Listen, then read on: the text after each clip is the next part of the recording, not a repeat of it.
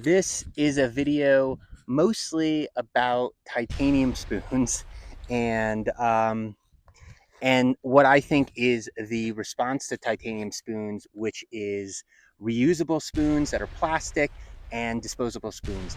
I do not like titanium spoons, and the reason why is to start, there's like an ideological view. I think we have like these titanium spoons and we've got these titanium pots, and it's because I think we view nature as this like hardcore thing that we need to bring in these metals that we use in space so that we feel safe in the backcountry. When in reality, on the Appalachian Trail, I used a grease drip pot made out of super thin aluminum. It was lighter than any titanium pot, and it lasted the entire through hike, and you could cook with it, and it was wonderful. And so you don't need these super intense metal devices to go into the backcountry.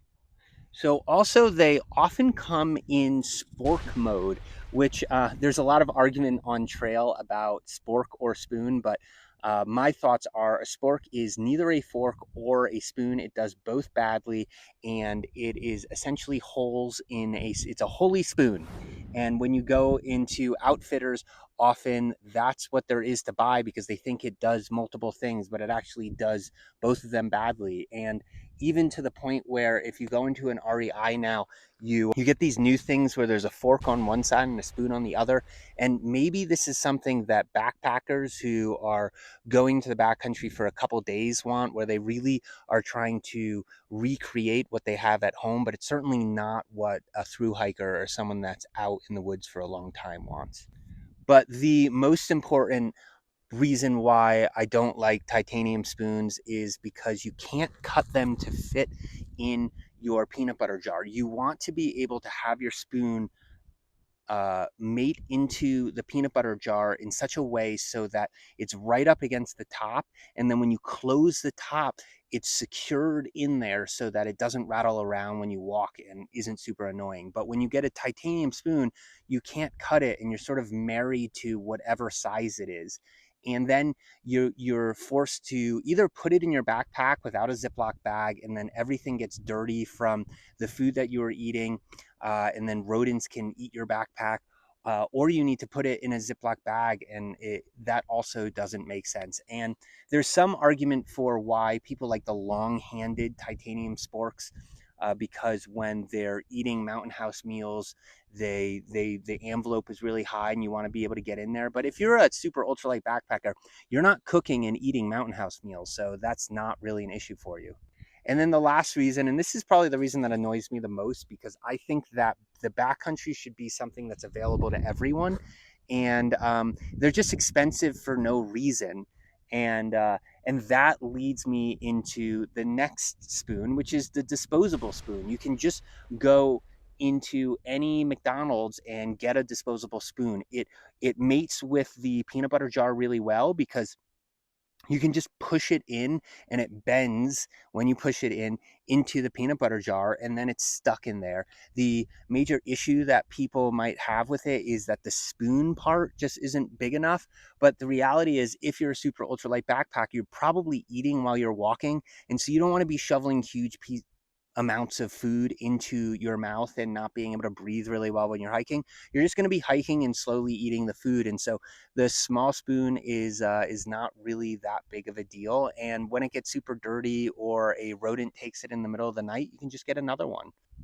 And then the spoon that I use and I think is perfect is the multi-use plastic spoon. And a lot of outfitters are not carrying the best one anymore. And someone on trail made the comment, yeah, the margins are probably not that good. And that's probably the reason. They're cheap. They're like $2.50. And probably the outfitters just don't get very good margins on selling this reusable plastic spoon.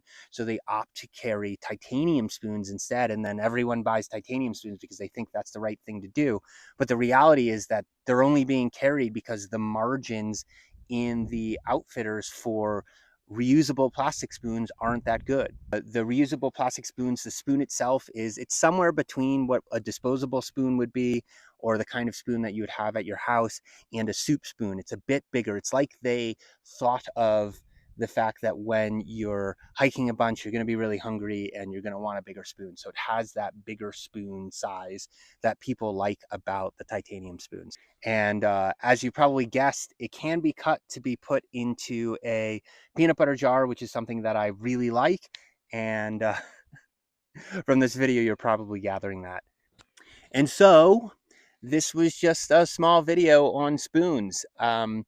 I've been, getting pretty, it's just something that I think about with why are we carrying these insane expensive objects that are made out of crazy metals in the backcountry when most of what you need is not that much. Most of what you need is just disposable or cheap and plastic, and it can last forever, and you don't need to fill your backpack with all this super expensive stuff, which usually isn't even better than the cheaper stuff. So thank you for watching. Hopefully I didn't piss off too many people. You can talk to me about your love for titanium spoons and Toke's titanium pots and the, what's it called? Not the robot, the bot, and how much you like titanium, and educate me. Why is titanium better?